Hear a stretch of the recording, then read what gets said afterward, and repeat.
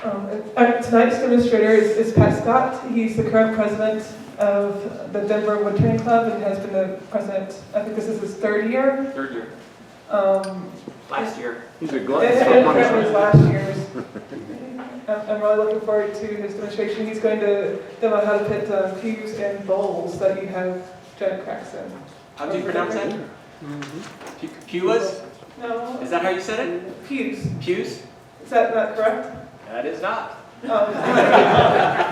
But I wanted to hear how you said it. Welcome everybody. It's a nice crowd tonight. Thanks for coming out. I should say thanks for coming out on such a cold night. You know, I appreciate that. And I know what you're thinking already. You're thinking, you darn right it's cold, so you better be good, right? I better not waste my time. So, my name is Pat Scott, and like Camille said, I'm the president of the Denver Club, the Front Range Woodturners. I'm a member of this club as well. I've been turning maybe 15 years. I've taken all kinds of classes. I first learned to turn out at Red Rocks Community College, and then took all of their turning classes out there. Enjoyed myself so much, I said I want to learn more. So then I started taking classes out at Craft Supply. They're the signature classes that they offer out there, the 5-day classes. And started that in 2010. I started with Mike Mahoney, and then I said, all right, now what can I do? And I took Jimmy Clues the next year, and then Glenn Lucas. I liked his class so much, I took it 2 more times. Then I took a class from Paul Chilton. I don't know if you guys have heard his name. He makes pepper mills. So anyway, that's my background, I guess. Tonight I'm going to show you a couple different ways that I use to deal with flaws or defects in a bowl. And that flaw could be a crack, a split, a knot, a bark inclusion, a bug hole, something like that. The bowl that I first looked at with the Instant Gallery with the epoxy, I use that method myself. You guys might use CA glue. You might mix the CA with sanding sawdust. You might have you ever mixed the epoxy with something like key shavings or coffee grounds or crushed turquoise? I just bought $250 of crushed turquoise from Dave. So I use that method myself. So all of those methods are great. They all work. I use them all myself. It just depends on what the defect is, what the look is that you want to end up with. And there's times where, for example, you don't want to fill that crack at all, or you don't want to fill that defect at all. And it looks better to leave it open, but just stabilize it. And that was one of the questions that came up. So I'm going to show you how to stabilize it. And I have to show you one other one. So this was a bark inclusion. And that bark inclusion is pretty big. Enormous. And I think if I tried to fill that with turquoise, I'd have to buy another $250 worth of turquoise. But I think that would not look good. That big of a crack, I don't think that would look good if you filled it. So again, there's times when maybe you just stabilize it and call it good. But I don't call this good, I call this really good. I really like the looks of that. So, and yeah, you can do whatever you want with it after you buy it. You can put in whatever you want. All right, so I'm going to show you 2 different methods tonight. Butterflies are the first method. So that's an example of a butterfly. And what I'm showing you, butterflies especially, is not just for bowls. And so this is a dinner plate. This is one of my dinner plates. We eat off of wooden plates in my house. That's a different demo, Camille. But I was playing around. And I thought, well, you know, it's kind of a plate. It's got a lot of cracks in it, but what the heck? And so I put a bunch of butterflies in it. They do not go all the way through. They only go part way, and then I have another one that's on top that's offset. But I tell you, my cheeseburger doesn't care if this has got butterflies in it or not. It still works just fine. So I'm going to show you butterflies, and then we'll get into what I call stitches, that's an example of stitches. All right, questions? No? Y'all are waiting for me. Let's see. If you came here tonight looking for a demo on how to turn a bowl from start to finish, I'm going to disappoint you because I'm not going to turn very much at all. I I only brought 2 tools. I plan on only making 2 cuts, and then I'm done. That's my goal. 2 cuts, and then we're going to get on to the butterflies and the biscuits. I want to make sure that there's enough time for both of those. And you may have seen biscuits and butterflies before and just not known how they were done. But I wanted to, in keeping with that theme of showing you something that you might not have seen before, I wanted to bring this. And this is what I'm going to use to true up my roughed out blank. Any of you guys heard of Glenn Lucas? Mm-hmm. Have you seen his DVDs where he uses something like this in his DVDs? So I'm going to show you how that works. Where's my bowl? This is the bowl that I brought for doing the demonstration tonight. It's about a 10-inch maple bowl. I roughed it out a year ago, so it should be dry enough. And it's got 2 cracks on it that I circled there. So I thought we'll do a butterfly on one crack, we'll do a stitch on the other. And then that way you'll be able to see both methods. So when you rough out a bowl, and you wax it, and you put it aside to dry, it's going to turn oval on you. And how do you remount that to true it up? It's real common to put a chuck on your 4-jaw chuck on the lathe. You bring the bowl up, bring the tailstock up, and then you clean it up that way, right? And I use that method. What can happen though is as that bowl is spinning, it can slip. Because you've got a wax surface against hard metal, and it's going to slip. And also, whatever diameter you've got your jaws at might not fit this curve of the bowl, so you can get slippage. A lot of guys they'll say, well, I'll just put a pad up in between the chuck and the bowl. They'll put a mouse pad or something like that, and that works fine. I just wanted to show you a different way, and that's what this is. And I don't know what you call this other than a plywood disc with some hard rubber glued to it. It's just 3/4 inch plywood, a couple of strips of 3/4 inch plywood. I went down to Ace Hardware is where I finally found this. This is just some hard rubber. It's got a little bit of give, but it's not super hard, but it's fairly hard. You don't want to use like a mouse pad or something. That's too soft. It's going to flex too much. I found this in the plumbing department. I don't know what they use it for. Some kind of liner for something, right? But a couple pieces of plywood glued together. I used contact cement to glue the rubber onto it. Cut it round on the bandsaw. Mount a faceplate on it. And this is what I'm going to show you that you can also use to true up a roughed out bowl. And this is what Glenn uses in his DVDs that you might have seen. Is this a one? Yeah, this is a 1/4 weight.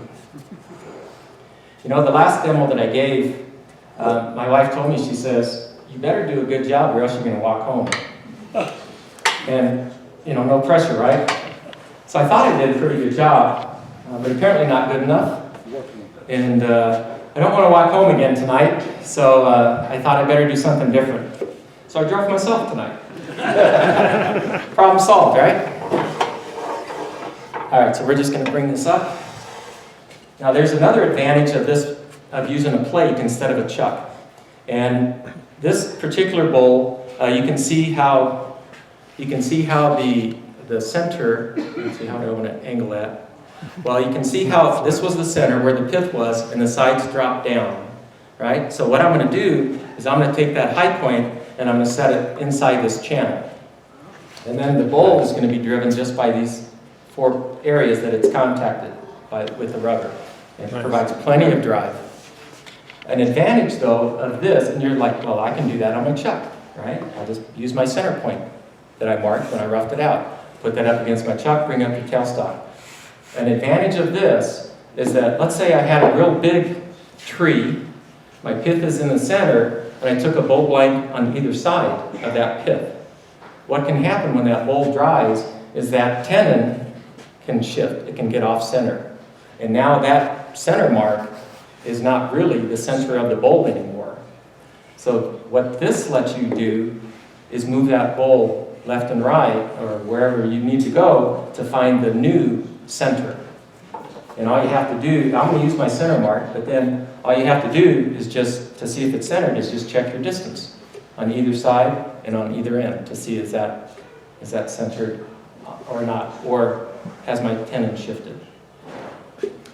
So in this case, I'm going to put that high point right in the middle for demo purposes. Bring up my tailstock.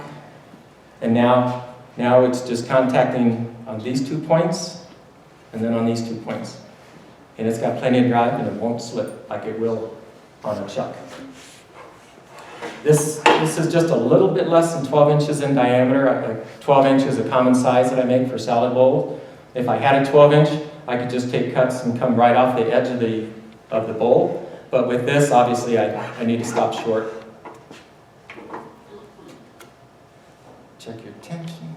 Okay, first thing I'm going to do is true up my tenon, because you can see that's off a little bit. There's a couple of tools we can use for that. There's all different methods to doing this. You can use a spindle gouge. I've seen guys use a parting tool, bowl gouge. And so again, I'm taking the cue from Glenn Lucas, and I'm gonna clean up a lot of the rough out with this, and then I'm gonna use a scraper to form the dovetail. So let me put on my safety glasses. This doesn't count against my 2 cuts, by the way. Make So- as many as you want. What's that? You can make as many as you want. As many as I want? Let's see. That's it. Speed, whatever you're comfortable with. I usually turn around 750, 800. That's 1100.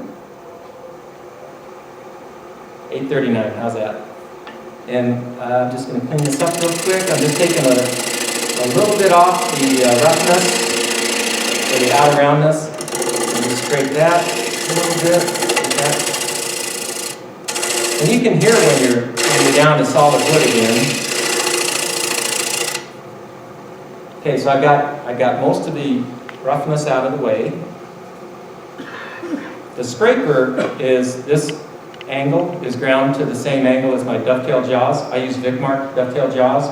So whatever angle your jaws are that you use, I just ground it to that same thing. Scrapers always have to be cutting at center height, and you don't cut with the whole profile at once, because that's a 1/2 inch and that's a 1/2 inch, and if you just shove that into the wood, you're going to get a catch. It'll be exciting. The way you use this is you just nibble off a little bit at a time. So I'm going to start at the outer edge, just take a little cut, little cut, little cut as I work my way towards center. Once I get this surface flat, there. Once I get that surface flat, then I'm going to cut the tenon. I can stop this. Sorry. So first thing I'm going to do is I'm going to nibble off a little bit there, a little bit there, a little bit there, a little bit there, and just work my way in towards center. And once I've got this flat, then if I lightly touch the whole edge up against the bowl, then it's not going to grab. But if I just shove this in like this, or I try and contact both points at both sides at the same time, you'll do that once, and then you'll know why you shouldn't do that again, right? So we'll just nibble in here. And again, you can hear when it's flat.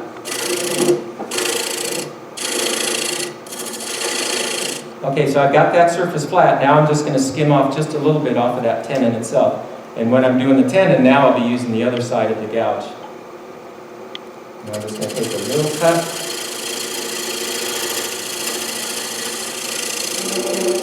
And now that that's all cut and flat, I can gently do that. I always like to check my tenons.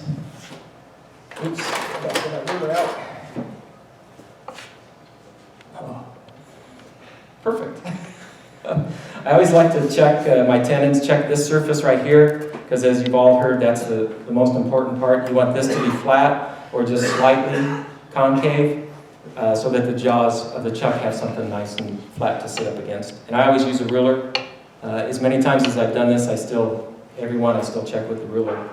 So my tenon's good. I didn't measure the tenon for size, did I?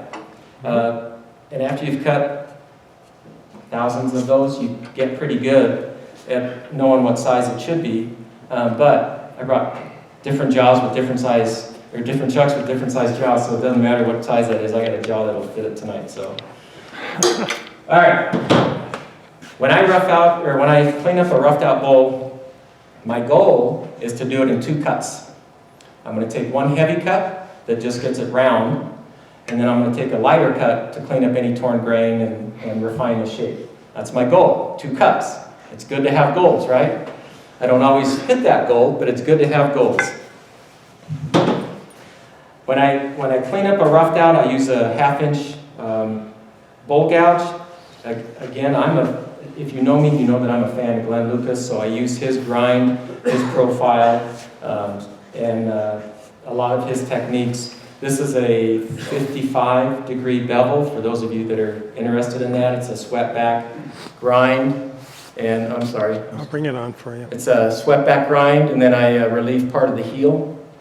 There you can see I've There's a relieved. good cut. So I've got a secondary bevel and actually a third one. That's my primary bevel, of course, and then that's a secondary, and then just even more just to relieve some of that metal. And what that helps you with is, first of all, when this tool needs sharpened, I don't have to sharpen the whole thing. I don't have to sharpen this whole thing. I only need to sharpen that.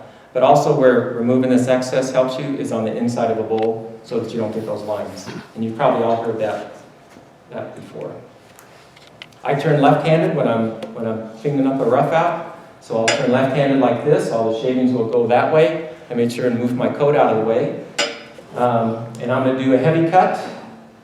And heavy is relative, right? If it takes you 2 or 3 or 4 cuts to do this, then do that.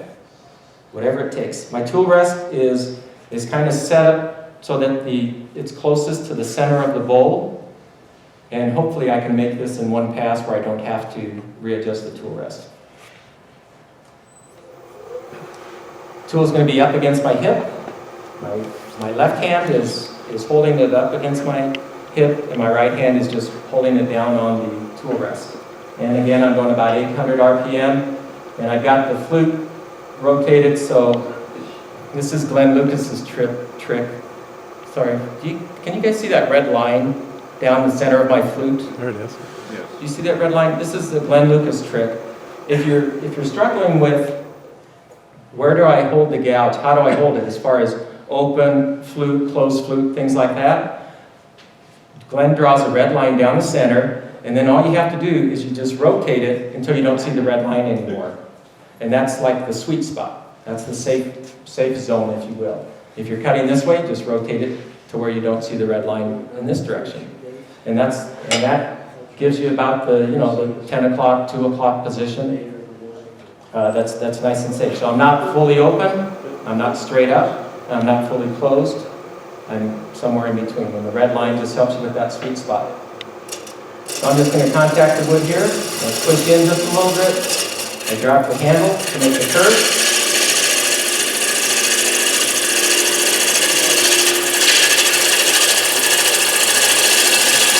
And if you do this, and if your tool bounces, try taking a heavier cut. See, it's bouncing right there. You can hear it and you can see it. You can hear it and you can see it right there. So I've missed it, so I needed it. Was bouncing because I was taking a heavier cut, or a lighter cut as it got towards the rim, and the tool was just bouncing off of the surface. So I just come back here where it's not bouncing, pick it up, make it a little bit heavier. Bouncing again. And that's okay. We'll just stop right about there, because I don't want to run into the chuck. So I told you, if it takes, my goal is 2 cuts. If it takes more than that, then it takes more. But I got most of that. Looks like I actually got all of that roughness out of there. So now I'm going to take one lighter cut with a smaller gouge, 3/8 gouge, 45-degree bevel, and I'll take a push cut and try and clean up any torn grain that you've got. My left hand is just pushing down on the tool rest and kick up the speed just a little bit. That's better. Left hand is pushing down on the tool rest. The right hand is driving. I need to swing a handle around to get my bevel in contact.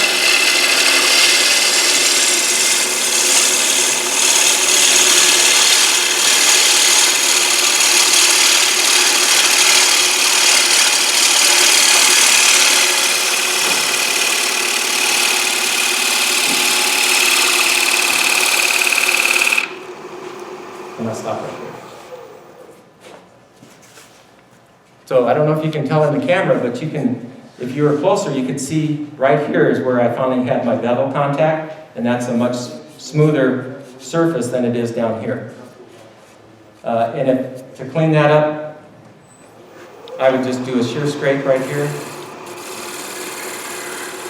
Just back and forth. That's all I would do. And if you got any other high points, you could shear scrape those as well.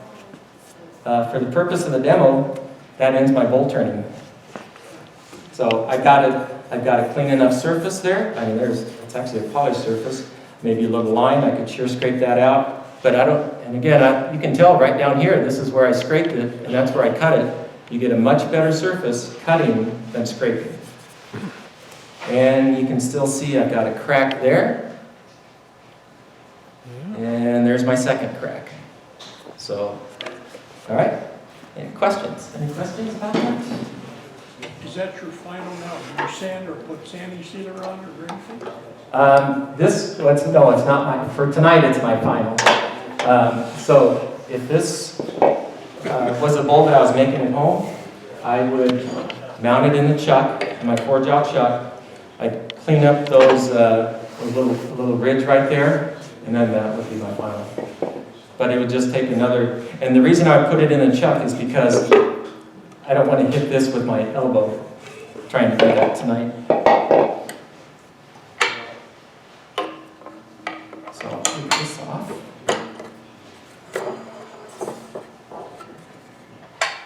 Do you want the tailstock off now? Yeah, I don't need the tailstock anymore. Thank you.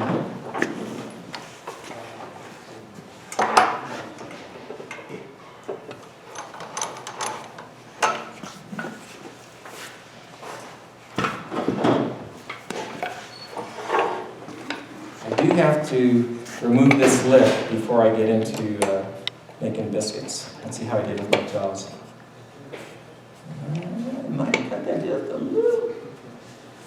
It can work for what I want. Nope. That's your catcher's glove. Didn't get that. You know what? I might need that tailstock again. Okay. I think right in the very corner of that tenon, Just a little spot. I have a little bit of something that's keeping my jaw from sitting. Seating. Thanks. Sorry about that.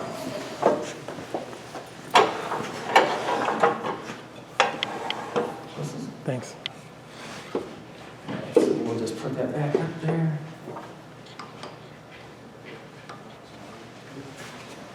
And it should run, which way?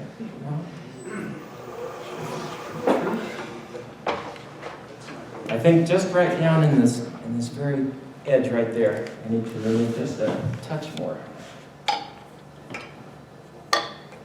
Just a little bit.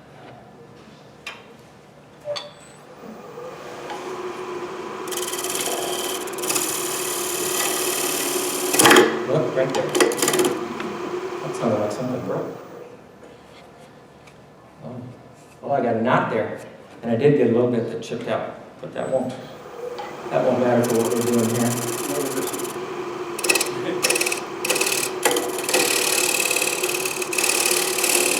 I brought another blanket if we need it. Let's try that. Okay.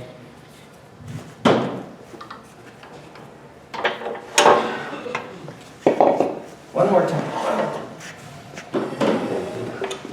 I'll take it off when I know we're good. Yeah, that's a good idea. Until we're ready.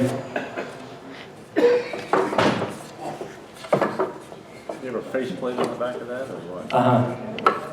Yeah, but I went crazy. I used all the screw holes. Just because I could. Check. Let's check this first.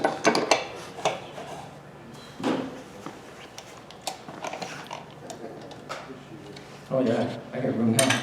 That's even better. Feels better already, I huh? think we're good.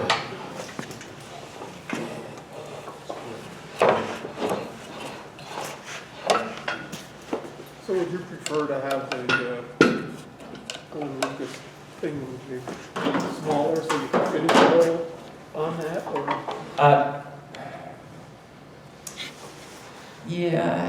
really matters because I'm going to end up turning it around and putting it in the chuck anyway. So if I've got any, I mean, to remove this doesn't take much. Nice shear scrape. You certainly can make those all different sizes. I just did the solid gold because that's or the 12-inch because that's the one that I make a lot of. But yeah, you could make one that's 8-inch or something like that. Okay, I'm just going to remove this this lip right here. Make sure it doesn't hit. And I'll just do a push cut in that direction. Stand out of the way. I thought that was a good tenon that I had. I thought that was a nice tight.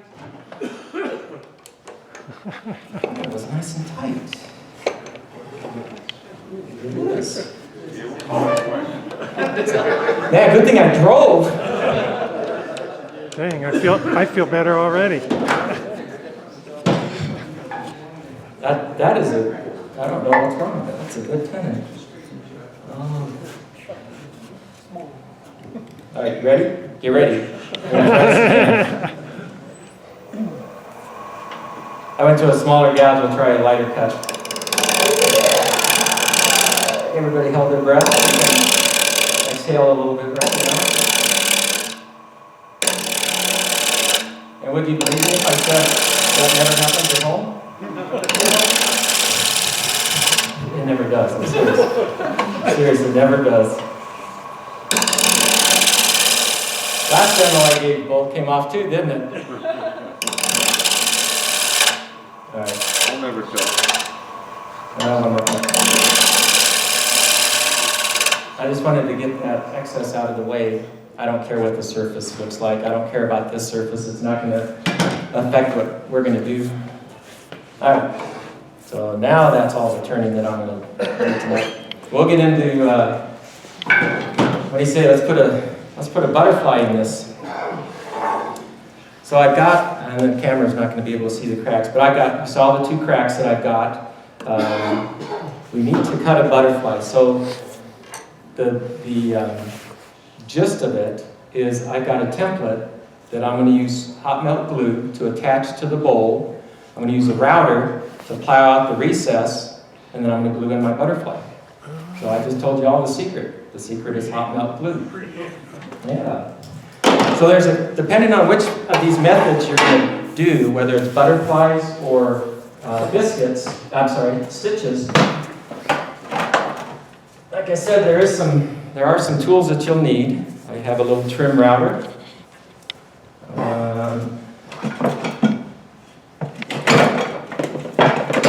Again, depending on the method, I have a biscuit cutter, or also called a plate joiner. Of course, I have hot melt glue. And let's see, you might need a pipe wrench. And hopefully you don't need an axe. Oh, sorry, this was actually left in my box from my last demo, so we don't need that.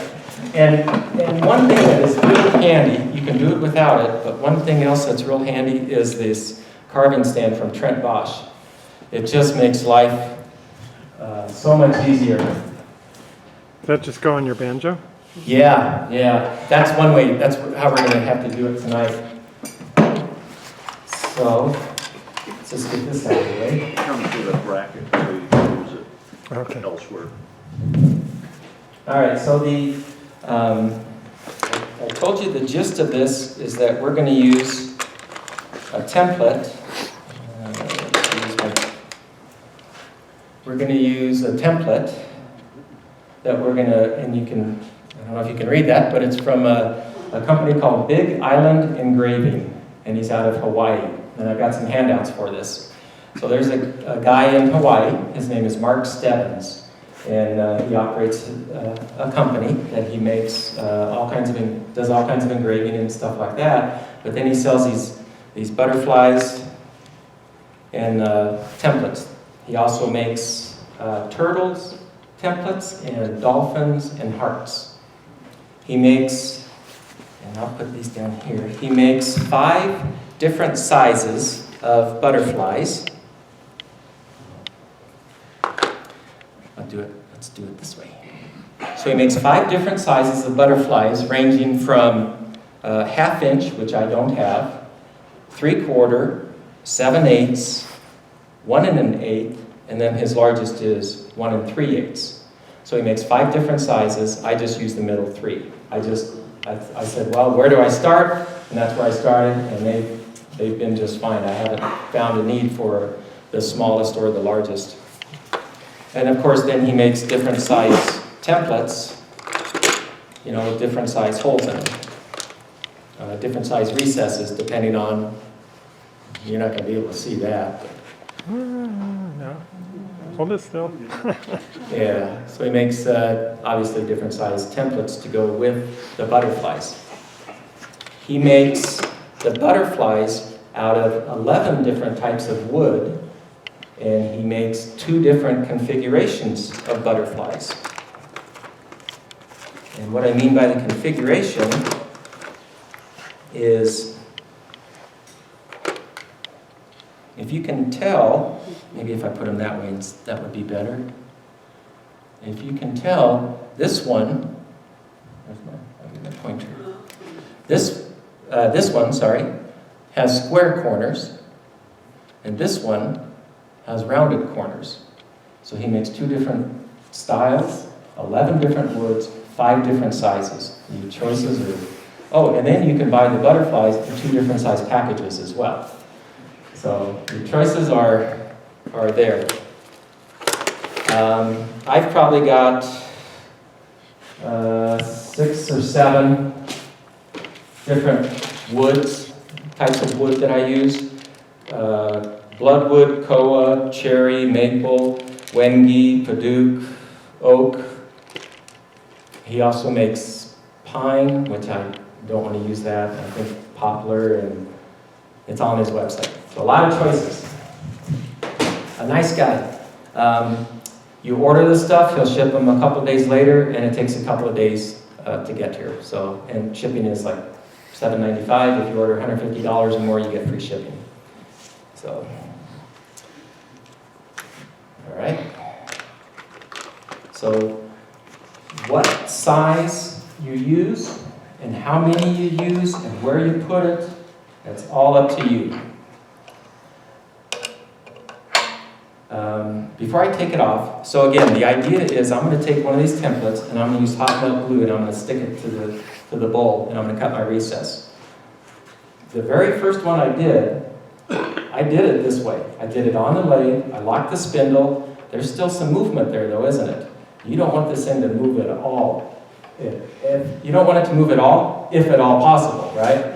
And I have a 3520B, and even with the spindle lock engaged, it still has a little bit of slop like this. But again, the very first one I did was on the side of the bowl. I used my big 2.5 horsepower or 2 horsepower plunge router, and I got it done, but that was a little bit challenging, because I got a big router. I'm trying to not mess up my template and the whole 9 yards. So I said, boy, there's got to be a better way. If you don't, and that's where the Bosch carving stand comes into play. If you don't have the Bosch carving stand, you can still do this. You can try and bring up your tailstock or your tool rest with the tool rest and jam it up against the bowl to try and keep it from moving. But trust me, that doesn't work, because it's round. It's just gonna slip on you. Put some hot melt glue on the shaft. You can put some hot melt. You let me know how that works out.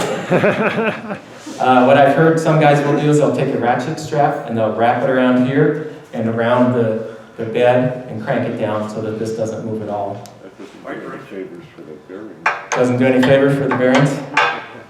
So, but I said, boy, there's got to be a better way, and the Bosch carving stand is the better way.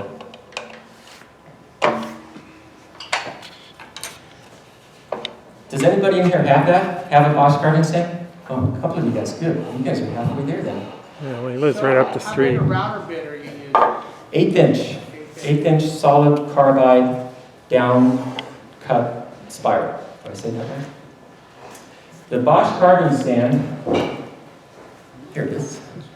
Bosch carving stand comes with a mounting bracket, and at home I have the mounting bracket screwed to a big block of wood, and then that big block of wood I just put it in my bench vise on my bench. It's so much nicer having a bench where you can have all your tools instead of what I'm going to do tonight on the bed. You don't know how many times I practiced doing this on the bed to make sure it worked. You can buy these to fit your. There we go. You can buy these to fit in your tool rest. You buy this to fit your chuck. And then you just screw it on. Another advantage of this is, so you saw where my cracks were. Oops. You saw where the cracks were on the bowl, but on this particular lathe, what if that spindle lock doesn't line up? Your cracks aren't where you want them. You know, the cracks are showing right here. Well, then you could loosen up the jaws, rotate the bowl, you know, something like that. But what's nice about this is I can move that and position it and spin it and rotate it and up and down in any which way I want. So now I'm going to put that crack so that it's facing straight up. And now when I put my template, when I glue my template onto it, my template can be flat. So instead of me trying to balance that router on the side of the bowl, that router is just sitting straight up and down. And that is so much easier. So again, if you've got one of these, you're doing good. And you tell me where I need to position this. Would it be better if I do it this way? If you can do it So that way. you can see that. Do you have a favorite source for your carbide bits? Oh yes, thanks for asking. Do I have a favorite source for my bits? On one of these handouts I got 2 handouts from Mark Stebbins at Big Island Engraving. One of them is a FAQ, and I think that's one of the questions. You can buy the bits through actually what you need is what's it called, Dennis? A router inlay kit? Yes. The router inlay kit, which is a guide Insert. bushing like this, like a Porter cable guide bushing, and you get a router bit with it. You can buy that through MLCS for $22.95, or you can buy it from Whiteside, which Woodcraft sells. I just saw it out there, and it was $47.95, something like that. And it comes with the router bushing. You get a little lock washer. You get a little bushing that snaps around the outside of this. Have any of you guys done inlays before with the router? So normally you get those of you that have done this before, the technique is really the same. So the kit comes with a little bushing. We'll get it in focus. Oops, I'm sorry. Yep, go ahead. So the kit comes with this bushing, with the lock ring, the router guide, and the router bit for $22.95. Does it only work on one kind of router, or does it work on multiple kinds of routers? It has more to do with the router base. The Porter cable needs a certain size diameter hole for the threads to go through, and then another one for this flange to fit flush with.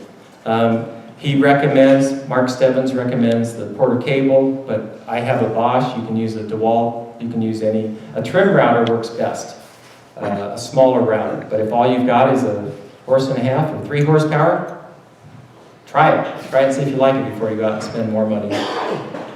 But I told you that it has more to do with the base than the router itself. And so I had to make my own base for my Bosch router. And I just drilled a hole for the top part of the flange, and I only drilled that in part way, and then I came from the other side and drilled whatever diameter the threads are. And then I have the lock ring right inside there, holding everything in place. So I made my own template, or my own base plate. And check your lock ring before every time you do it. Yeah. So quick comment. Normally, like I was saying, you get this bushing, and normally that bushing would snap on there, you'd make one pass, you take it off, you make a different type of pass, and now you've cut the recess and you've cut the butterfly. You don't use this bushing with Mark's system. He's already got everything sized. So all you need is just the router template and the bit, and you're good to go. And then of course the butterfly template. So how do you get square corners on that one butterfly? I'll get there. I'll get there. I'll show you. You remind me, because I always forget, but you remind me and I'll show you how to do that. All right, so yeah, because the router bit,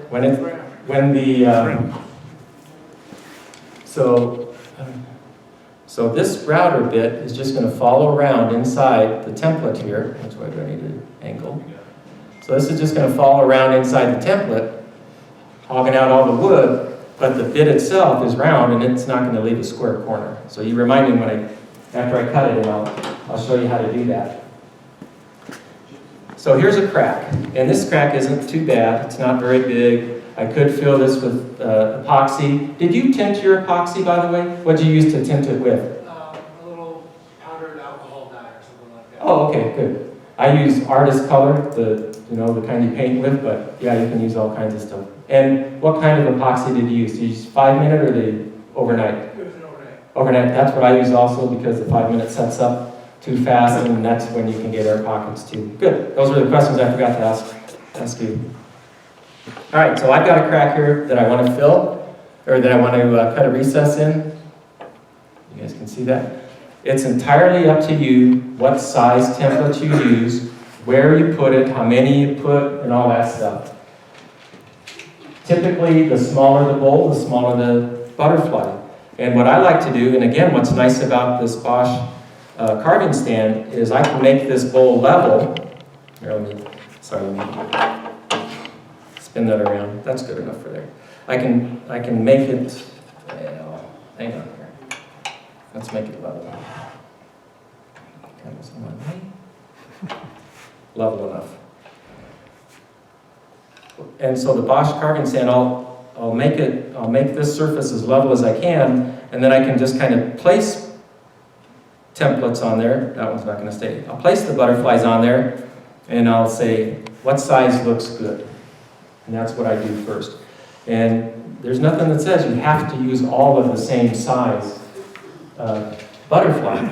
You know, I've got a small, medium, and large, and maybe you like that look right there. And you say, that's good. And in fact, I think I've got here's a practice bowl that I'll show you later what to do. And that's exactly what I did. I filled that crack, was a little bit deep, so I filled it with epoxy. And then I did a small, medium, and large, or my 3 sizes anyway. A lot of times I'll just do, did I bring any? You know, a lot of times I'll just do the same size butterfly. Oops, I just lost that. So how you place it? Do I want to maybe place that butterfly like? Got another one? No, thanks. These are expensive. You put your butterflies 90 degrees to the crack. It looks like some of them are going parallel. Yeah, that's up to you. So depending on the crack, you might want to put it perpendicular. So my crack is going this way, and I'm going to put the butterfly crossways, or crack's going this way, and I might want to put it that way. And if that crack isn't very long, if it's less than whatever length that is, I might decide to put my butterfly like that and cover up the whole crack. And that's what I did with this one. If you look real close, right in between them, I don't know if the camera will pick it up, but if you look real close, right in between the 2 butterflies, you see a little crack? That crack went from the top to the bottom of those 2 butterflies. And so that's why I put those angled to cover them up. It was a crack that I filled with, that I dribbled CA glue on it. Forgot to seal the wood prior, so it stained the wood. It looked terrible. And so I said, well, what the heck? And so I cut the butterflies and covered it up like that. And now I'm going to charge even more for this bowl than what I was going to before. Every butterfly that I put in is a minimum $10 to $25 more per butterfly. That's what I charge. Customers will buy this because of the crack. They'll buy it because of the butterfly. They'll buy it because of the stitch. So they'll pass up those plain bowls They're beautiful, they're nice. Ooh, look at that one. Try it. Well, don't try it. Just let me do all the sales. So why don't you put the butterflies clear through the wood? You don't put the butterflies clear through the wood. Why not? For strength. If I glued this in, these are about 3/16 of an inch thick. So in order for it to glue, or in order for you to see it on the inside, you'd have to turn your wall thin enough. But once you do that, you've only got glue surface around the outside edge. And it's basically long grain. All of the strength, or basically end grain. So all of your strength comes from long grain. So none of my butterflies will you see come through the other side. Stitches, on the other hand, that's a different story. You can do either or, have them show or not show. But butterflies always are just on the outside surface. You could put one on the inside surface, but you would have to have a really large bowl in order to get the template and the router inside that bowl. I have turned some big bowls, but not that big enough. So always on the outside. And it doesn't matter if the crack goes all the way through, because if you've covered up the crack, like I did with this one, it doesn't matter if that crack shows through. I've stabilized that crack, I've covered it up. You can put whatever you want in this, and it's just fine. Foil? Yeah, fill it up with water if you want. It'll be just fine. But I gotta ask, how many bowls have you guys ever put water in and filled up with water? Right. We don't put water in bowls, do we? We put salad and chips and popcorn and pasta and all kinds of stuff. So it doesn't matter if there's a crack that goes all the way through. That'll still hold popcorn just fine, yeah. That's good, because see, when you have the little holes, you just shake them out the side there. That's right. Self-emptying, right? Self-emptying, yeah. All right, so again, it's up to you if you want to put the butterfly perpendicular to the crack, with the crack, angled, entirely up to you. How many do you want to use? What size? Just start playing. And I brought all kinds of sample bowls where I just was playing with all kinds of different stuff. I brought another one. This is another one. I mean, I'm just playing. This bowl was terrible. It had probably about a dozen cracks, small checks coming through this side. It's got a bigger crack right there. You might not be able to see. I haven't done anything with that yet, but I'm just, I'm playing. I'm practicing. It will be when I'm done with it. The most expensive bowl I've ever sold had 6 butterflies in it. Yeah. $455. And she loved it. She loved it. All right, let's get going. What time is it? Can somebody let me know? 28. Quarter to 8? 20. 20. Oh, I'm doing good on time. Yeah, you get me up here and I start talking, and then it's like, oh, we're out of time. I want to make sure that this is tight, because I don't want anything to move. So what size butterfly do you think we should use on this one? Any comments? There's small, medium, and large.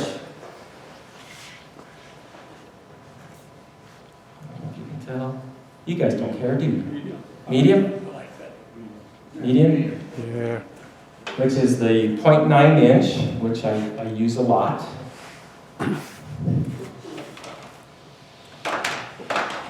All right, so let me get my glue gun warmed up.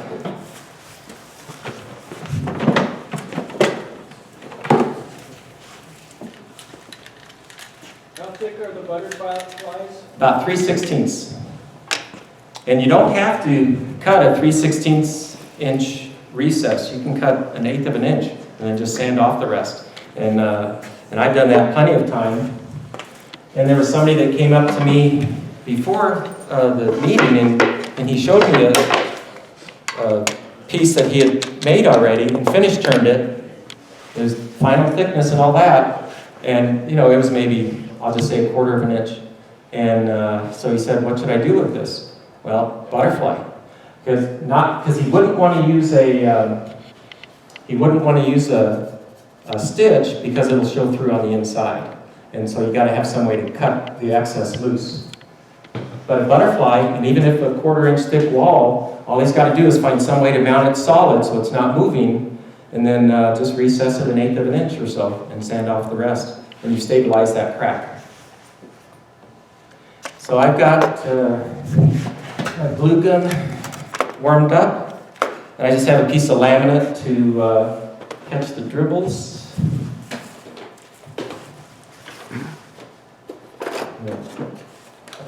I don't think I'm going to need an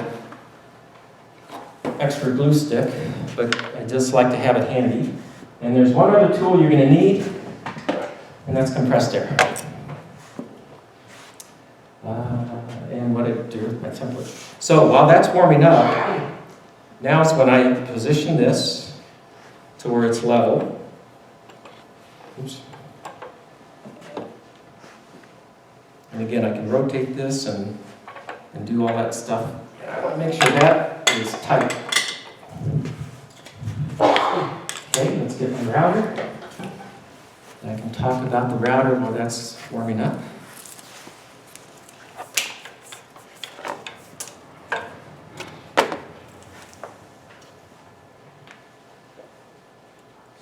All right. So on the router, I mentioned that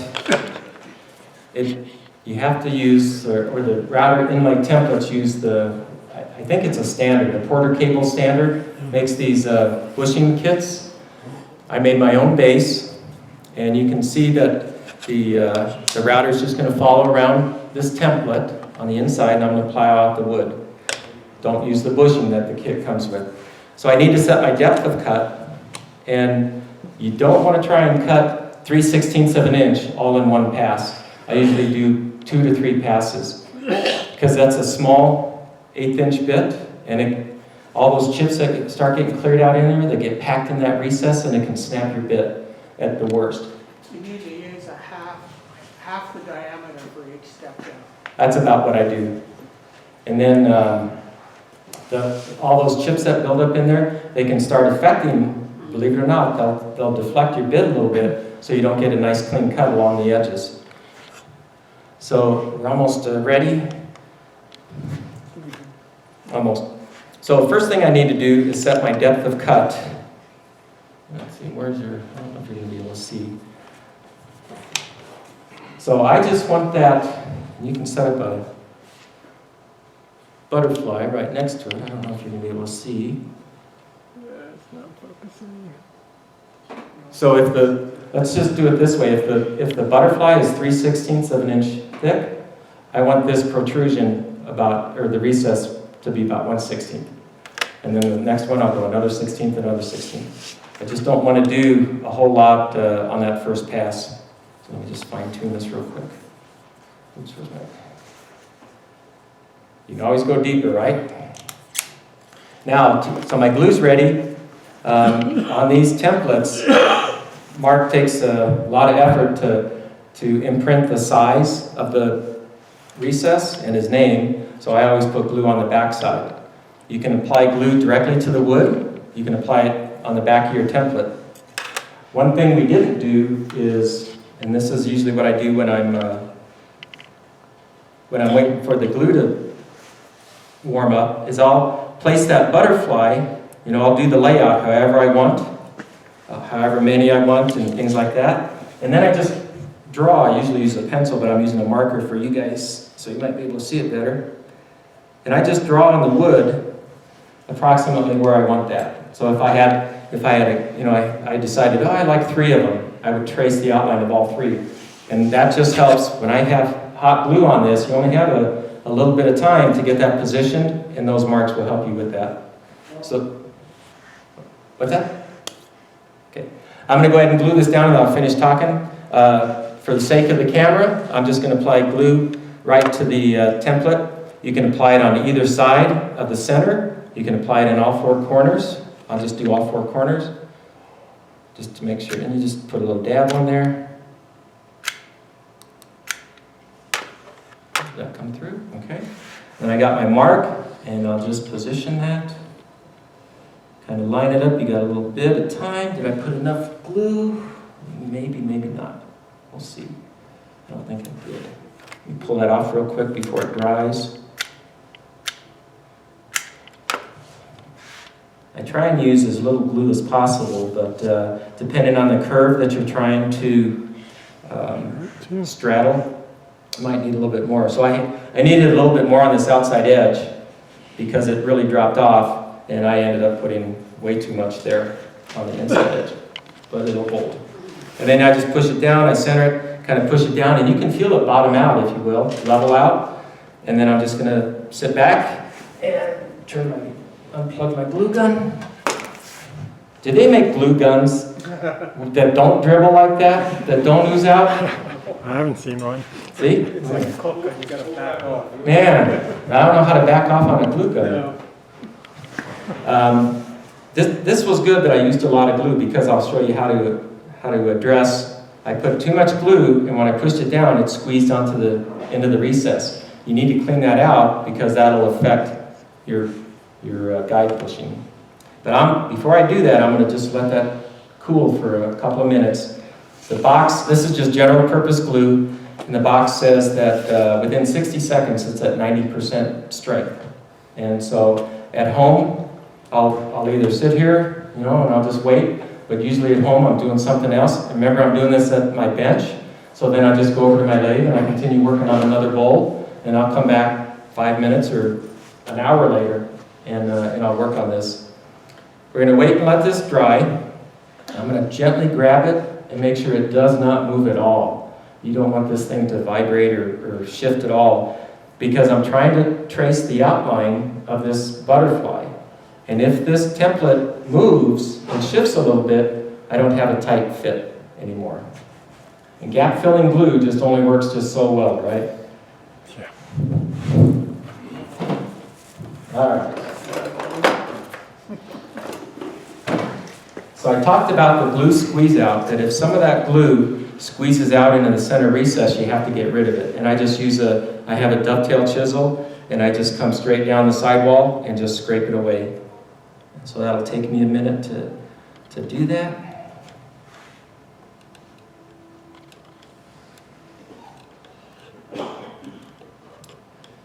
Now, usually the question comes up on, and it kind of did already, when do I do these? When do I put in the butterflies? And on Big Island Engraving, he's got a video that goes through this whole process, just like what I'm doing here. And he didn't used to have that video there. And so when I was preparing for the demo, I needed to order some more butterflies. And I went to his website and went, oh, he's got a video on there? How long has that been there? Don't tell me I've learned all this. I could have watched this video and learned everything, because he didn't have, I'm happy to say he didn't have the video until recently. And so I made a lot of mistakes. I had to learn by myself. And I'm happy to say that I watched his video, and Mark does things the same way I do. Or I do things the same way he does. There's a couple of differences, but for the most part. So if you forget anything that I'm showing you tonight, you can go to his website and watch his video. He's got two videos, actually. One of them goes into detail on the router template, setting it up, installing it, things like that. And then the second video goes into this whole process about how to cut it and glue it and glue in the butterflies and things like that.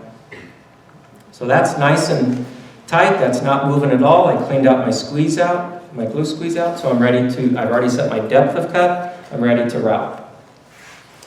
In the video, Mark starts up his router and then puts it down into the recess. Well, you know what would happen with me if I did that? I'd go right into the side of my template and I'd mess up my template. And you can buy replacements, he sells them. But instead what I do is I set it in place, and you can tell it's not sitting flat because my bit's extended down. So I set it in place, and then I just lift it up just half a hair, just enough so that when I turn it on, that bit is not hitting the wood, and then I can plunge it down and route out the recess. So let's show you how that works. So I'm gonna, it's within the template, and I'm just gonna lift it up just half a hair, turn it on, plunge it down. Plunge it down. Now when you route it out, take your time, just nice and easy. Don't smack the router up against the side of the template because you don't want to jar it. You want a nice straight cut. Clean out the recess. Turn it off, make sure it comes to a stop. And then I don't know if the camera can see all of that dust or not, but that was only a 1/16 of an inch. So you blow out your excess and check. I got a good cut going. I'm going to increase my depth a little bit more. You worry about which direction you're going. No, and with 1/8 of an inch, it doesn't really matter. I clean off the template too because I don't want to build up of sawdust on my template, affecting how it comes around the outer edge. That might be a little bit too deep. When you do enough of these, I kind of know how much space I'm supposed to have here. Okay, so we'll try this again. Now remember that depth of cut that I set is because it's a curved surface that I'm cutting into. I don't think I cut anything there at all, or not very much. Well, because this is a curved surface, that depth of cut that I have, it's only going to be cutting that depth in the very center. Because as the bowl drops off, your cut's going to get shallower. Okay, let's set up our depth again. Okay, good. And do another one. Okay, lift it up just a little bit. Okay, drop it down, sponge again. It's nice and gentle. And look how easy this is to do when the router is straight up and down. You know, if I was trying to hold this at an angle on the side of the bowl, it can be done, but this is so much easier. And then we'll blow it out. Check our depth of cut. And that is not bad, but I'll do one more just... Oops, sorry. I'll do one more just because I told you I'd do this in 3 passes. Assume you have a compressor in your shop. Yeah, I do. Yeah. So I was telling Camille, she says, oh, I've always wondered how these are done. And I told her that they're easy once you know how to do it. So there's nothing hard about this. And everything I'm showing you tonight, I didn't come up with any of this stuff. I'm just showing you what I've learned from other woodturners. Which I forgot. So what did you call, what did she call the pews? So there's several words that you might hear butterflies called by. Butterfly, of course, is what I refer to it as. How about bow tie? I heard a term the other night, Dutchman. I haven't heard that term for a long time. Dutchman, fishtail. And what other terms have you guys heard? And so how did you say that again? It's spelled P-E-W-A. And I used to pronounce it Pewa. And then I've also heard it pronounced Pewa. Well, then I went to a demonstration last year at the Utah Symposium by a guy named Kelly Dunn. He's out of Hawaii. Any of you heard of Kelly Dunn before? Have you? And Kelly educated us all and said that the correct pronunciation is Peva. So it's P-E-V-A is how you pronounce it. And in the Hawaiian dictionary, Peva means fishtail. And butterfly in the Hawaiian dictionary is lipa lipa ohina. So you got Peva, butterfly, lipa lipa ohina. So you call it whatever you like to. Yeah, that's a little bit of history you didn't know you're going to get tonight. The Hawaiians have been using butterflies for centuries. And it's a status symbol maybe, or it's a point of honor to own a bowl that has been repaired with a butterfly. Because that means that owner cares enough about that bowl that they want to continue using it, so they will get it repaired. They will have it repaired so that they can continue using it and pass it down through generations. And if it has one patch and then now later on it's got another patch, that's even better yet. The Hawaiians look at bowls a lot different, and especially repaired bowls. They look at repaired bowls a lot different than what we do in the U.S. You know, something with a crack like this, a lot of times you guys would say, you know, throw it in the fireplace, right? But they look at it as kind of like I do now, like, ooh, great, that one's got a crack in it. And so they'll get them repaired. And as one family, you know, mom and dad use it, and they move, and they hand it down to their kids, it might get another crack, and it might be repaired again. So like I said, the more cracks, the more cherished that bowl is. So you drop a lot of your bowls so they crack. They Just tosses them crack all plenty on their own. There's all kinds of reasons why bowls could crack, and I would love to just turn perfect wood all the time. I used to get real upset when I see a crack, you know, because there's a lot of work that goes into getting a bowl to this stage, you know, collecting I use all urban wood, so you got the tree that gets cut down, you got to go harvest it, or not harvest it, but you collect it. They're heavy, big pieces, you haul it home, you chainsaw it, you bandsaw it, you rough turn it, you wax it, and then it cracks on you. And it's like, God darn it, what do you do? You know what I did? What do you do? Cut it in half and make sconces out of it. Make what out of it? Sconces, Sconces. Oh, sconces? people love them. There you go. You need that much Gotta have work, good you might as well form, use it for something. Gotta have good form though. Well, that works out. All right. Just So- put a back on it. I've cut my recess, now I need to get this template off and cut it over. Before you do that. 30 minutes? Do you do the square corner now or later? Take it off and then we'll do it. Thank you. All right, so it's hot melt glue. I might have used a little bit too much. So normally you just twist it, maybe you pry it up. That's where that rich comes in. And you guys thought I was kidding with this, didn't you? You thought I was kidding with this, didn't you? This was a tip I learned from Kelly Dunn. And I can just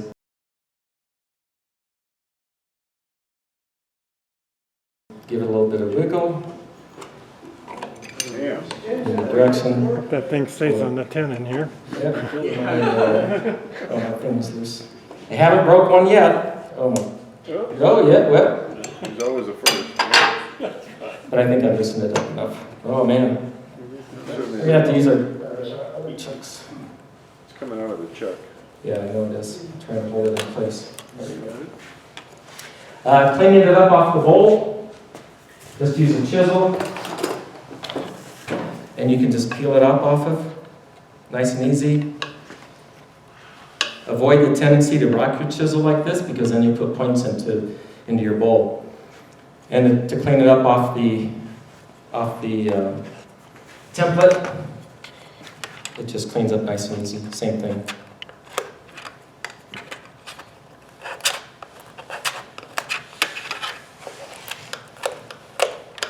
Okay.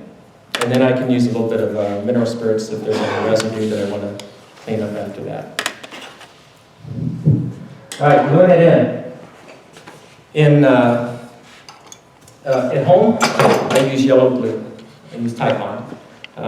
Type Bond gives a little bit of give, so if there is any wood movement, which I have never had any problem at all, washing it, we use bowls in my house, no problem at all, but yellow glue is not as brittle as CA glue. So I will glue, I'll put some glue in the recess, put in my butterfly, I might even clamp it, just to make sure it doesn't start squeaking out or start moving out. One of the balls you had there had a little black outline around the butterfly. Mm-hmm. So I assumed that was a black glue. I do use a dark glue as well. I'll use Type Bond or Type Bond Dark, depending on what, was this the bowl, maybe? I guess. Can't No, tell. that was the finished one. Oh, one of the finished ones? All of his butterflies have a black edge on them. Oh, they did there? Oh. Yeah, so he must laser cut them. Oh. Let's see what happens. You use the Type Bond 2 or 3? Yes. I think for this, 2 would be better because 3 dries, kind of has a tint to it, yellowish or something like that, doesn't it? But And 3 then- is totally waterproof and 2 is Semi-waterproof. resistant. Yeah, three is what I have at home because I make cutting boards and that's what I use. But you have to watch out for the just the glue. This is Well, you can't tell. That's 3 that I've used right there. I guess it's not gonna, you're not gonna be able to tell very much on that dark walnut. I need to switch jobs here, or checks real quick. I'm gonna show you how to, so this is a bowl that I brought that I glued in some butterflies.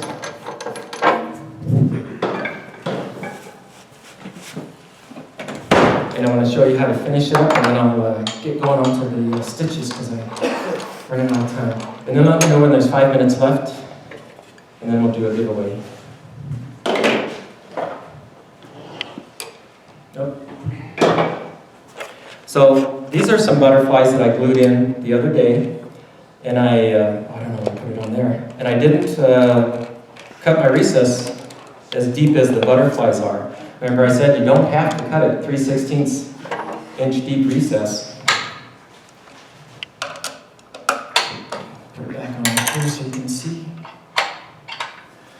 So if you glue in your butterflies to where they stick out above the surface, avoid the tendency to just put it back on the lathe and turn on the lathe and think you're going to cut them clean with the chisel.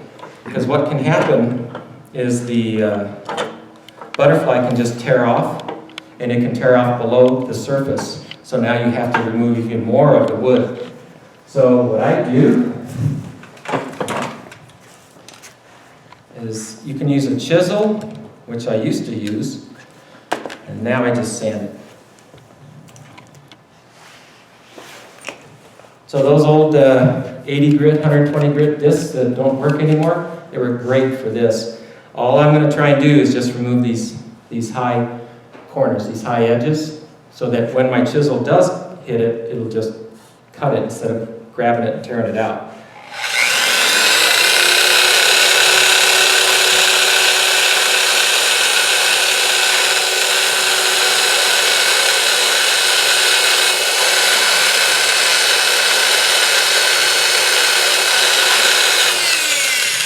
You don't necessarily need to go flush with the surface. You just need to get like a nice smooth edge for that gouge to ride up on when it spins around. And I flush it up. Avoid the tendency to try and flush up the butterflies round with your, to make them rounded with your bowl. Because unless you're really good, you're not going to get the same curve as what the bowl is. So just cut the edges or sand the edges down, and then you can put it back on the lathe and use your gouge and true it up like that. Make sure you do the leading edge, huh? I do both, sorry. I only did the one side for time.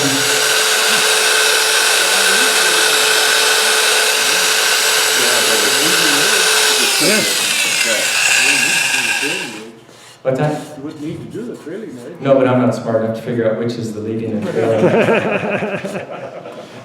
So that's what I do. And they're still sticking up just a little bit, but just a little bit, so now the gouge can cut those clean. And so the question comes up, again, when do I put these in? Well, at home, you saw I made one cut. I made my final cut, which was nice and smooth. I had the shape that I needed. I didn't sand at all. If I was going to sand, I would sand to 120 grit, and then I'd do my butterflies. In the video on Mark's website, he says sand to 150, 180, 220. And I used to do that on my first butterflies that I used to do.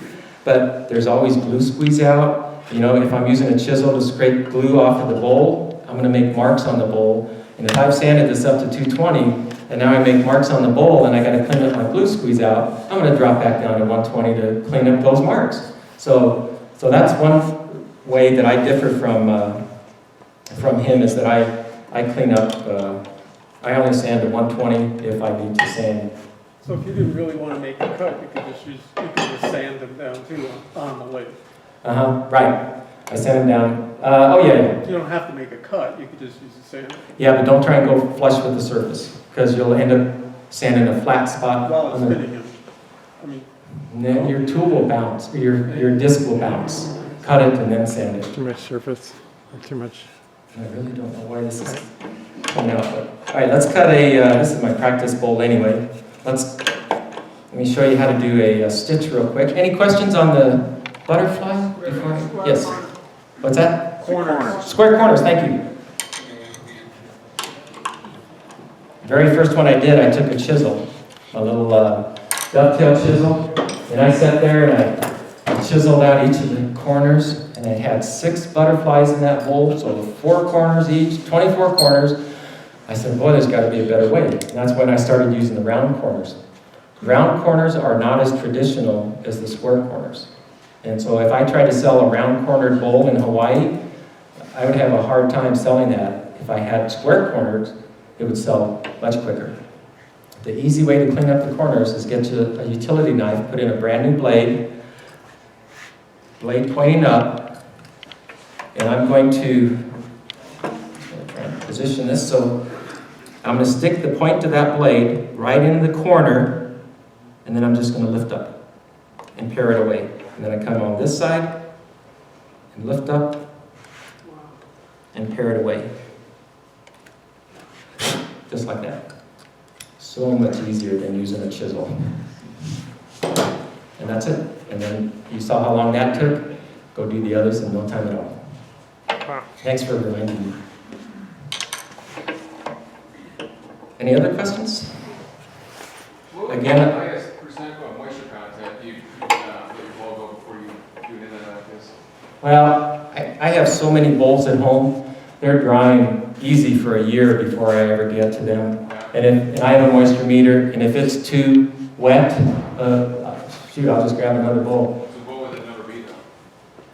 What's that? 5%, 6%? Oh, no, 10% I'm fine with. But down in my basement, my bowls will get down to 8%. If they're 8 to 10%, I'm fine with that. I haven't had any problem. Just one quick thing on your, Yes. the same trim numbers you do, but you make that base, if you got a plexiglass that's clear, it really makes it a lot easier to see what you're doing. Yeah, I just haven't got one yet. But I know they make those, and sometimes it does get kind of hard to see in there once all the chips get plugged up. But yeah, don't worry, that'll be next demo. I'll have a clear base. And I kind of drilled that one just a hair too deep anyway, so I need to remake it.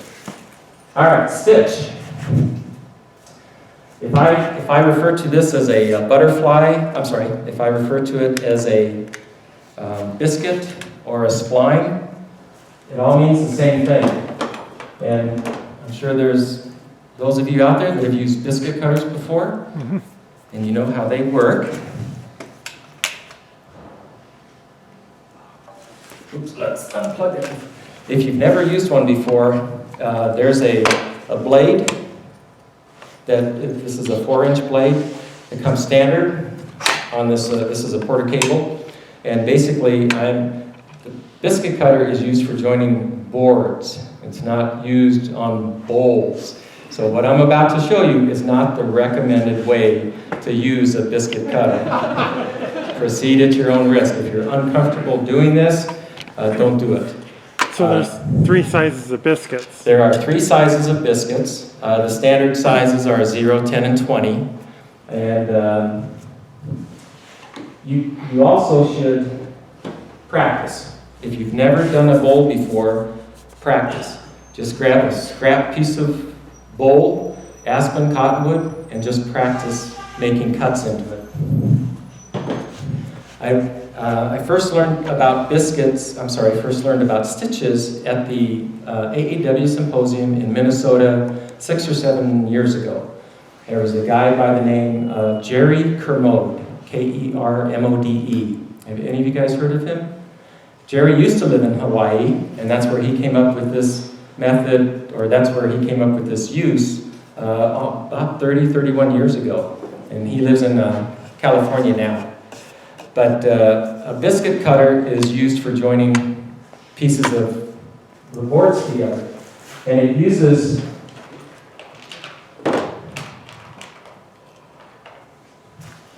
three different sizes, standard sizes of biscuits. And they're called a 0, 10, and a 20 size. There's also an FF. Some biscuit cutters, like this one, will cut an FF, which is really small. It stands for face frame. It's for doing picture frames and stuff like that. You cannot use the FF setting on this because of the way the machine is built. Jerry Kermode uses the number 20 setting A number 20 setting, this is my little storyboard.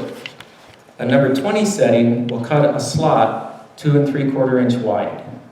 A number 10, 2 1/2, a number 0, 2 1/4.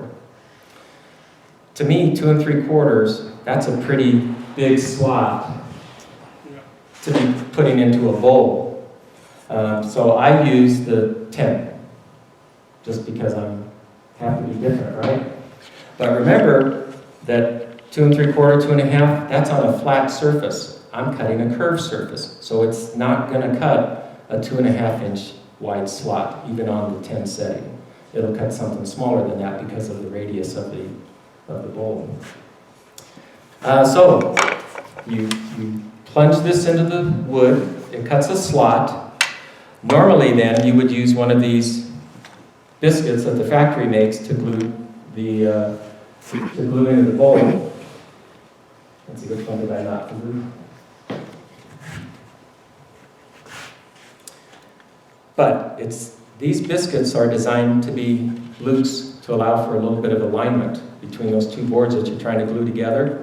And they're also not very precise. They're not cut very precise. The ends are broken off, and you cannot use them. You have to make your own. And so this is one that I make. I went out into the garage one day, and I just kind of went crazy. I grabbed a bunch of scrap, and I just started making biscuits. I started making stitches. And I just got an assortment of colors depending on the bowl that I'm doing. Do I want a color that contrasts, complements, what have you. The way I make these is I'll take a scrap piece of wood that's maybe 12 inches long, or I'll cut it 12 inches long, and I'll run it through the planer, and I'll get it close. And these are, what are these like? Whatever that thickness is. I want to say it's like 5/16, how thick it is. So I plane it just short of that, and then I have a drum sander that I run it through and sneak up on the final fit. And you want a snug fit. You want a tight fit. And so I'll sand them down, and then I will take the number 20 biscuit on my board. So now I've got a board that's 12 inches wide, or 12 inches long, the right thickness. I'll cut it about 1 inch wide, and then I'll take my number 20 biscuit, and I'll just start tracing the curve all the way down the board, cut that out on the bandsaw. I have a stationary sander disc sander that I'll use to kind of clean it up a little bit. And that's it. And I throw it in my box until I make a cut and decide whatever color I want to use. What you might notice, I don't know if the camera will show this, but what you might notice is that my biscuits that I make are longer, they're wider, longer this way than what the standard is. Because if I put this in a big slot, and these aren't big, maybe on this 10, there we go. If I put this in the 10 slot, which is what I use, it's not long enough to fill in the gaps right here. Yeah, you got it. So it's not long enough to fill in these gaps on both ends. So I want a biscuit that will fit there, fit tight, there, and fit tight on the very ends all the way. Okay. So let's make a cut.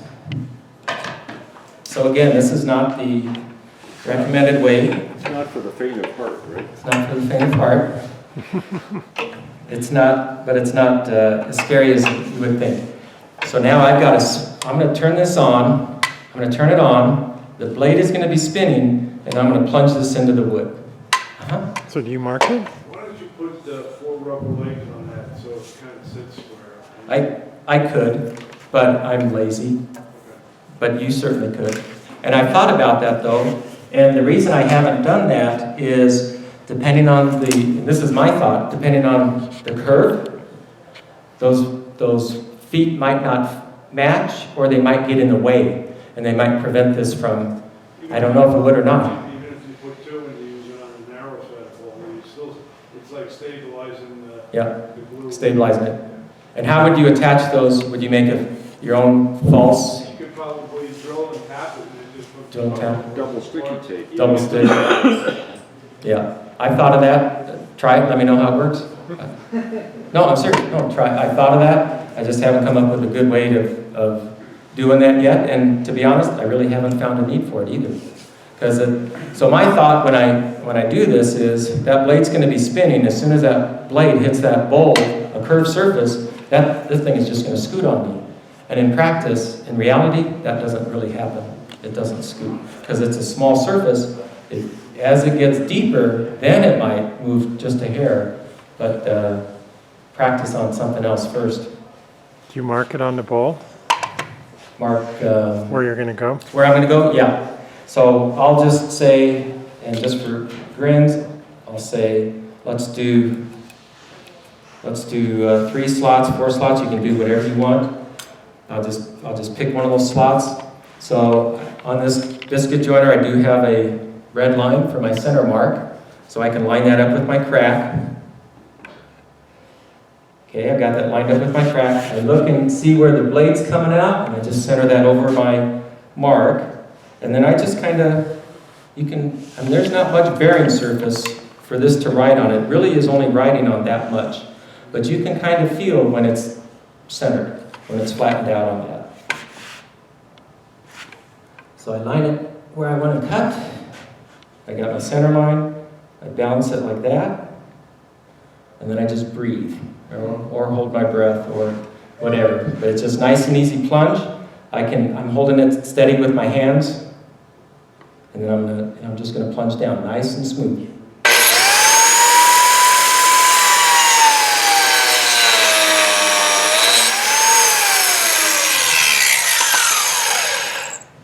And bring it up and then let it go. If you mess up and you say, oh no, it moved on me, don't try and do it again. Because you'll never get that back in the same spot. And that's it. And that's a stitch. Jerry came up with that term, Jerry Commode came up with that term when he stitched a bowl back together.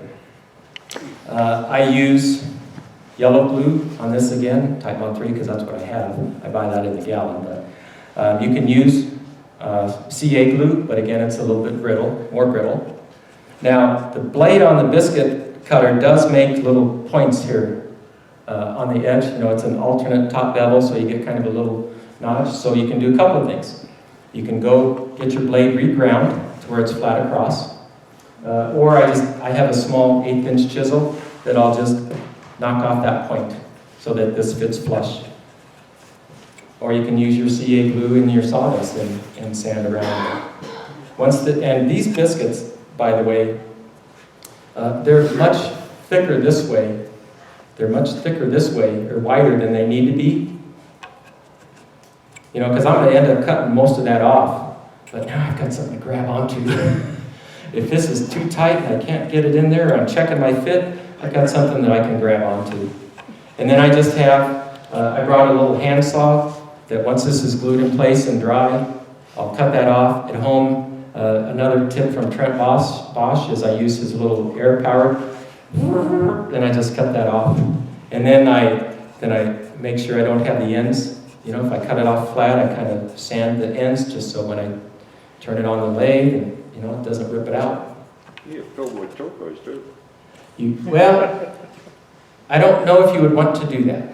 And the reason is, so with the biscuits, the stitches, depending on how deep your recess goes, so even on a number 10, that's approximately a 1/2 inch, I think, is what I measured it at. But again, it's a little bit less than a 1/2 inch. With the stitches, when you go to finish up the bowl, you either have, because it's cutting a 1/2 inch in, you either want to leave the wall thickness thick so that you don't see the inside, you don't see the biscuits on the stitches on the inside, or you cut your wall thin enough that they do show through. And so that's up to you. Do you want a 1/2 inch wall, or do you want to do a thinner 1/8 inch, 3/16 inch, 1/4 inch wall to have them show through? I don't know if you can tell those, but I think it looks pretty cool. That's a better example. I think it looks pretty cool to have them show through on the inside. And let me tell you, customers will buy these. Yes, sir. Couldn't you, if you had a template that was a straight line, you could cut that with a router, and you wouldn't have to have that. A router would The same thing that you did. A router would come straight down, cut a straight groove like that, wouldn't it? Yeah, you could. And You just have to have a pattern for it to follow. have a pattern for it to follow? Sure. Try it, let me know how it works. You're gonna have to put on a flat template. And top glue it and all that stuff, and by the time you're done doing that, I've cut multiple slots and I'm on to the next one. You have to go out and buy a $300 tool, wouldn't you? You can get a Ryobi for like $100, I think. A Ryobi biscuit cutter. What else?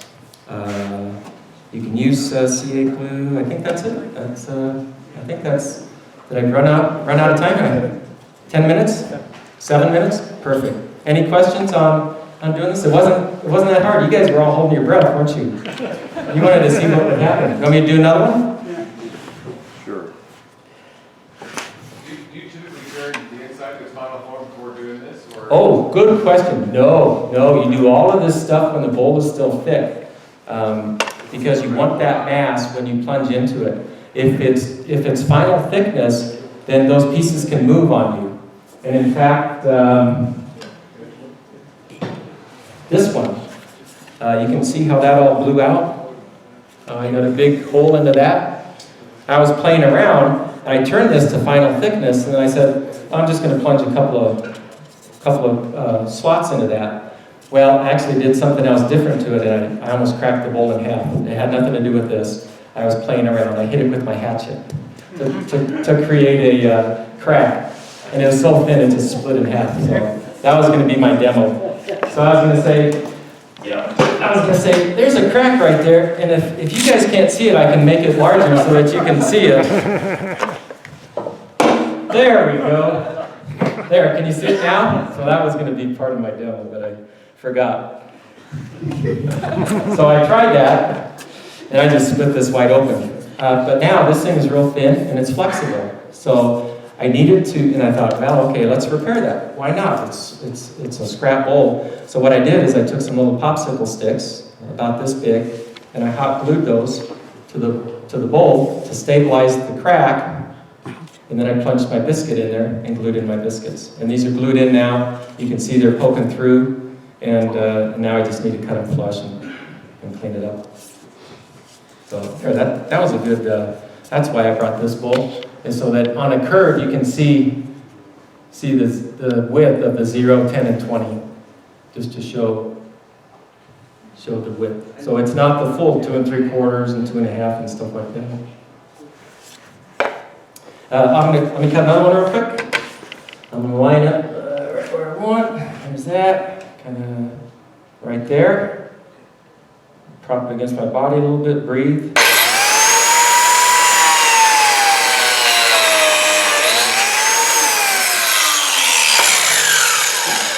Another one? Pretty easy.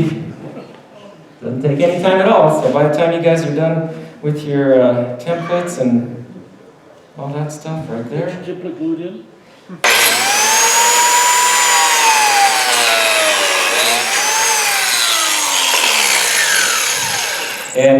And you can position these however you want. If your crack goes curved like that, stack your curves.